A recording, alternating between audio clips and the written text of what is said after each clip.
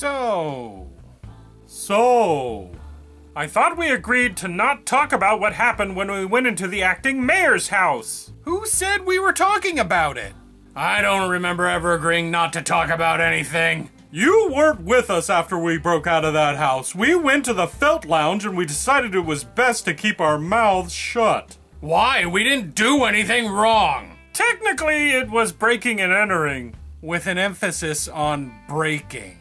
That was your fault. I didn't do anything. Oh, so that's why you've been hiding all week, Mr. Innocent as a priest sheets. Guys, we're literally talking about the thing we agreed not to talk about. Oh, and a priest sheets, dude? Totally not innocent. Well, since I wasn't at your drunken vow of silence post-crime party, I don't gotta keep my yapper shut. But if the cops are called and word around town is that we did it, we could go to jail! Well, how would it look if the local pastor of the First Monstitarian Church was arrested? Well, it would depend on how it was spun. I could say I was concerned for the acting mayor's soul or some crap like that.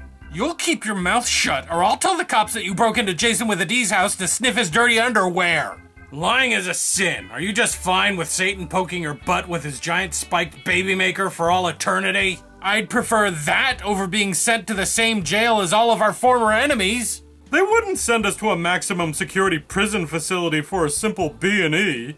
Didn't you hear? They closed the county jail. Everybody goes to the dumper now. So unless you want to spend some quality time with Reverend Pone, the High Arbiter, and animated avatar Jason, you will take a hefty cork and cram it into your noisemaker. Fine.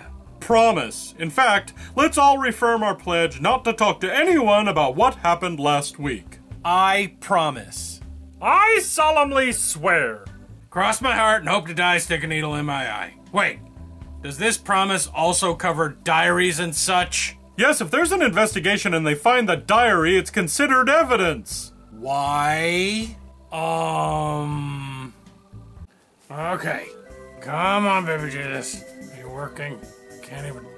When did these things stop having lights to say when they were on? Alright, I guess this is it. Dear God. Man alive, was it a big mistake to go into Jason's house. It was a catastrophe of epic proportions. I'm hiding here in the garage until the heat dies down. But holy cow, was it incredible. As in incredibly stupid. Okay, so, I take the lead. I go in first and I'm all like, alright, we gotta be ninjas about this thing. So Jason unlocks the front door and we go in the living room. And what do we find? The living room. So I say, we really shouldn't go into his bedroom. What a violation of privacy. And do you know what those other guys said, God? Well, of course you do. You're God. Those other guys said, no, let's go into the bedroom. And I said, wait a minute. If someone's going in to Jason with a D's bedroom, it's gonna be me, because I'm the only one that will respect his privacy. So I'm in his bedroom, and it's not as freaky-deaky as you would think it would be. The other guys were went all over the house wrecking stuff as near as I could tell, because when I come out of the bedroom, the whole place is a mess. And I'm like, guys, come on. And you know, the guys always listen to me because I am de facto leader, and I'm the one that they respect. And they all stopped, and then they all looked guilty, and then we all held hands and prayed. And I led the prayer. And I hope you heard that prayer, God, because we all prayed that Jason didn't come home at any minute and catch us wrecking up the joint. Anyway, so, then I bravely led them out of the house, and when we got out, we could see Jason riding his stupid bicycle down the street. And luckily he didn't see us. And the guys scattered. They all scattered like cowards, and they left me behind. So I snuck my way in here into the garage, and I've been here ever since. 1 full week. I would like to thank you, God, for that dusty box of cling peaches that was way in the back over there. I only feel mildly dizzy, and hopefully Jason with the D will leave soon. Actually, it's kind of strange that he's been home this whole time. I mean, I saw him go in, but as near as I can tell, he's never come out. Anyway, a lot of people have been wondering what his deal is, and I think there's only one thing that can explain it. He's an ass. Hole. See, I didn't cuss at you, God, because I separated the ass and the hole. See, if you leave enough of a gap, an ass could be like a donkey, and a hole could just be like a hole in the ground. So if I say he's an ass, you get it at this point. Anyway, I think he's always been one of those things, and it's just all coming out now. He's dropping the act. He's always been a jerk. Anyway, enough for me. I'll try to make more of these God blogs and send them your way. Of course, if you're everywhere, you've probably already seen it. And you already saw what we did in the house. In fact, you knew about it when you created the universe, right? So I'm not really sure why I did this. Oh man, waste of battery. That isn't what happened at all! That's exactly what happened. I have a memory like an elephant. Yeah, just like an elephant. Almost extinct. You gotta go erase that vlog, Fundy. It incriminates all of us. It wasn't a vlog, it was a recorded convo between me and the Big Daddy. And all of the First Monstitarian parishioners. You posted it on the First Monstitarian website? Of course I did. It could teach the faithful a valuable lesson about what a great leader I am. And what a bunch of morons you guys are. At least when I made my vlog, I only shared it with people who I knew could keep a secret. Oh, sweet buttery Jesus. Who did you share the vlog with, AJ? Welcome back, true believers, to Convlog, the super secret vlog that I send out to all of my conspiracy theorists everywhere. We all approached the door, and the guys were all concerned about going in. And then Jason just opened the door. And he said, if we're gonna do this, let's do this. And I said, yes, let's explore. Let's go into the unknown. And we entered his living room, and do you know what I saw? A couch. And while all the other guys argued in the living room about who was going to search which room, I went into the kitchen and opened the refrigerator. And what did I find? Old food. You know what that means. It means no one's been there in a while. Or he's trying to turn the food into some sort of hyper-intelligent food where the mold just keeps growing and growing inside of the food until it becomes so intelligent that it can, work at toll booths, or, be a meter maid. But while I was in the kitchen, all of a sudden there was arguing in the living room. And when I went in there, Fundy was having a conniption fit because they wouldn't let him go into Jason with a D's bedroom. But then he ran towards the bedroom and slammed the door. And when the door slammed, a picture frame fell off and hit the ground and shattered. And then Jason yelled at Fundy through the door, and Fundy yelled back at him, and Fundy said it wasn't his fault, that God willed the picture frame to break. And Gary just sat down on the couch and put his head in his hands, and he started to wonder aloud why he was friends with us. And so I sat down next to him and I told him, we're friends with each other because no one else will have us. And that kind of made him cry a little bit. And then I sat back down and actually turned on the TV. And you know what was on the TV? Netflix. I know, I couldn't believe it either, my fellow conspiracy theorists. Netflix. Netflix means that he doesn't watch cable. Why doesn't he watch cable? Because he knows that cable broadcasts a signal into the average mind that tells them to be complacent and to roll over when the overlords take over. People who watch Netflix all the time are watching Netflix so they won't get that signal from cable. Hence, Jason's part of the conspiracy. In fact, going inside the house and finding all this normal stuff has led me to believe that things are much more dire than I could have possibly imagined. I'm going to open up a full investigation on him! So, aside from all of the members of Fundy's ministry and the paranoid lunatics in AJ's conspiracy circles, we have no other leaks. Right, Jason? Right. Aha! I know that hesitation. Don't aha me, motherfucker. You made a vlog too. Two? Jason, what did you do? Nothing! Okay, there's a lull in the store, so I guess I can do my video diary, or vlog. And what I want to talk to you about is what happened at Jason with a D. So that way, if we get caught and we get dragged in front of a judge, at least I have this videotape to back me up. Not really sure how that'll help, but at least I'll be able to capture everything when it's fresh inside the old noggin. So anyway, we go to the front door, I whip out my keys, I open the door, and we go into the living room. It's a living room. We've all seen it before, every single one of us. It's got a couch, and it's got a coffee table, and it's got, you know, living room shit. AJ starts talking about how it's to throw us all off, and that how it's all a smoke screen, and how everything in the house has a double meaning or a triple meaning, or that it connects him somehow to the Illuminati or lizard people. Meanwhile, Fundy screams, "I'm going to his bedroom." And then he goes to his bedroom. And before we can even say that that's a real invasion of privacy, Fundy has already slammed the door to the bedroom and he's already gone in there. I go after him. Gary says, "I don't think that would be a very good idea." You know, I love Gary. Gary is my best friend, but sometimes he can be a real wet blanket, especially when I'm really, really working on a full head of steam. And it really pissed me off that Fundy would go into that guy's bedroom and without, I mean, geez Louise, he probably read his diaries and who knows what else. So anyway, I tell Gary that I know what I'm doing, and I go in there and I start banging on the door, and I'm banging on it really hard, and I'm telling Fundy that he needs to get out of that bedroom, or I was gonna go in there and I was gonna beat his head in. And Fundy is being Fundy. He's telling me that God's telling him that everything's okay, and that there's nothing in the Bible about going into some dude's bedroom when he's not there, that it wasn't breaking any of the 10 Commandments, and blah, blah, blah, blah, blah. Anyway, he finally opens the door and he tells me that there's nothing in there. And I see inside the bedroom and he has thrashed it. He's turned over the bed sheets, he's opened up all the dresser drawers, he's opened up every single drawer, he's gone through the closet, he's gone through everything. The place is a mess. And he tells me it was like that when I got there. And I'm like, bullshit, you little motherfucker. You did that. How are we supposed to, you know, I thought we were supposed to be like ninjas. Now when he gets home, he's gonna know someone's gonna be in there, and he's gonna look directly at us because we use his garage every week. And he tells me that I am an idiot. And I just lose it. And I start yelling at him, and then for no reason at all, a picture falls off a wall in the hallway and smashes to the ground.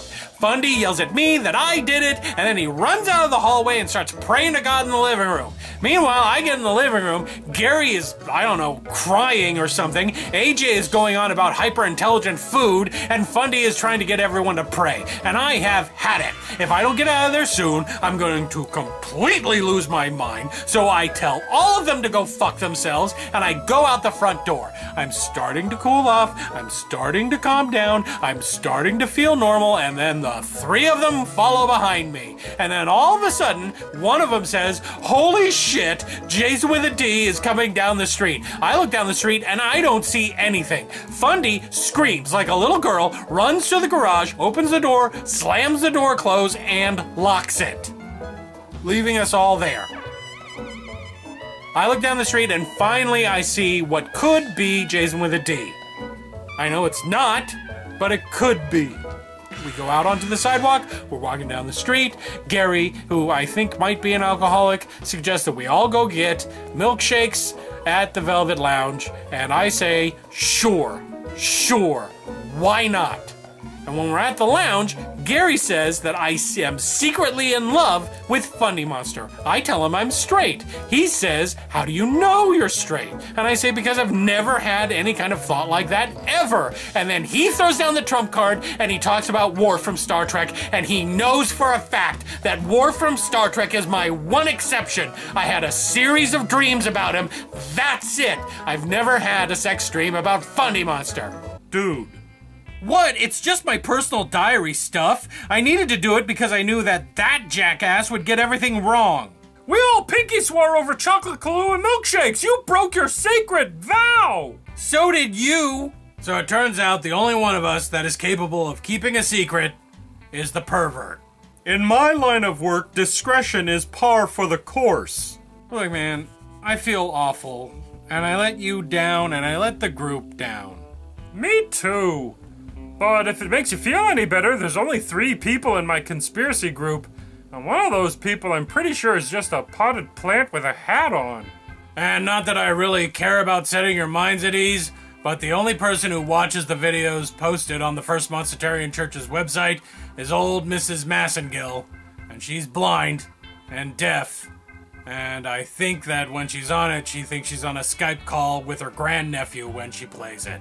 Well, let's all hope there is no damage done and we manage to keep this stupid incident just amongst ourselves.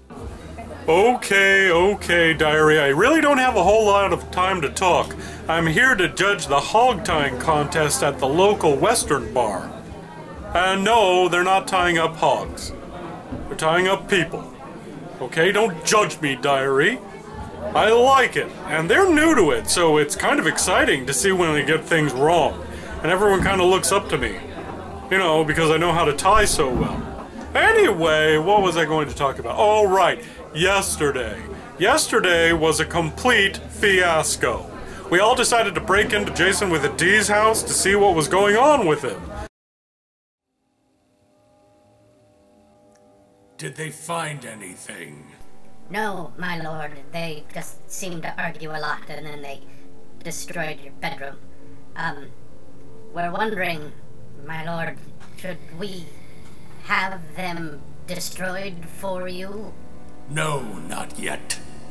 They're still useful.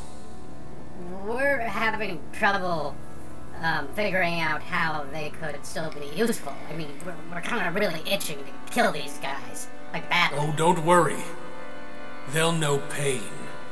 Once I've gotten from them what I need, I will break them, and then I will kill them. Okay.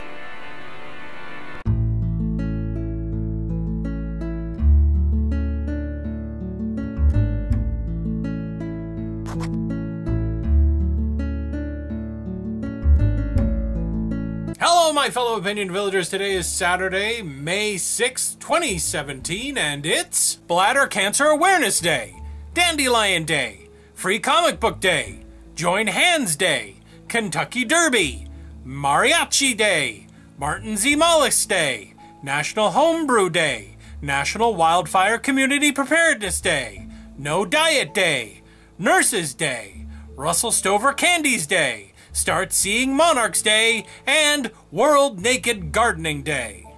Famous dead people celebrating their birthdays today are: a cigar is sometimes just a cigar, Sigmund Freud, and a heartthrob is sometimes just a heartthrob, Rudolph Valentino. And now on to your questions. First up, Damian Freeman asks, intimate question for Puppet Jason.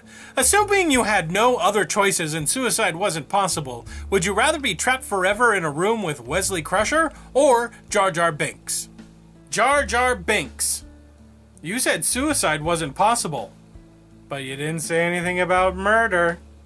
Microblogganism asks, intimate question for Oswald. Is there a kind of candy you don't like? There's only one kind of candy I don't like. Nature's candy. My mom's tried to give me a bunch of dried up fruit once and said it was nature's candy, and it was so terrible I wish I could punch nature right in their stupid gut parts. So instead I punched a hole in the garage door. And a car.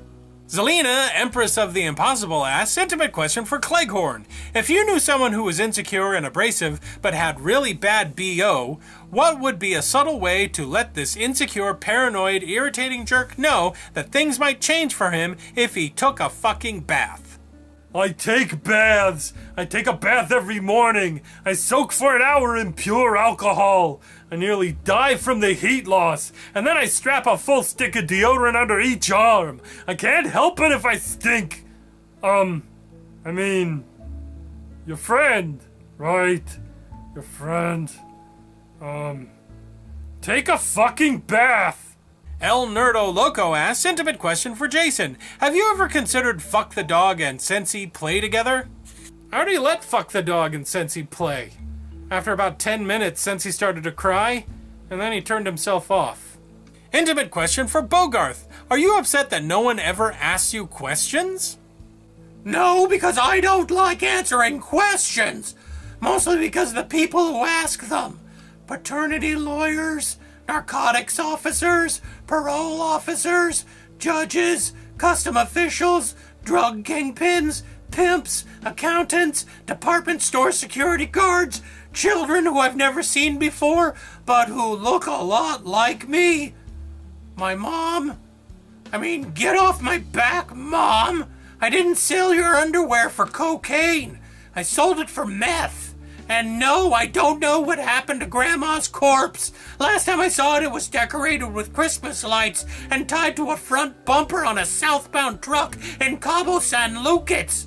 It's the same answer it was the last 500 times, Mom! All right, that's it this time around. Remember, if you have a question you want to ask Intimate Questions, leave it down below in the comment section. Until next time, my unique Ultramen, this has been Jason with a D.